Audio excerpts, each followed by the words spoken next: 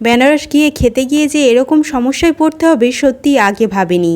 কেন বলছি বলো তো, একটা রেস্টুরেন্টে গেলাম, একে তো সব এখানে ভেজ ঠিকই আছে, কিন্তু দেখো এখানে ফ্রাইড রাইসটা দিয়েছে, দেখো ফ্রাইড রাইস তো একে বাসি ভাত দিয়ে ফ্রাইড রাইসটা বানিয়ে দিয়েছে, আর যা খাবারের দাম বোর্ডে লেখা আছে তার থেকে ডবল নিয়ে নিয়েছে। তারপরে দেখো সেই রেস্টুরেন্ট থেকে বেরিয়ে আমরা এই মিষ্টিটা নিয়েছিলাম, বেশ ভালো ছিল, পেস্তা দিয়ে বানানো। কিছু কিছু খাওয়ার এক্সপিরিয়েন্স বেশ ভালো। এই ঢোকলাটাও দেখো খুব টেস্টি ছিল, একটা বড় নামকরা বিখ্যাত দোকান থেকে সব খাবারগুলো কেনা বেনারসে। আমার এখন মনে পড়ছে না, পরে জানলে তোমাদেরকে বলবো।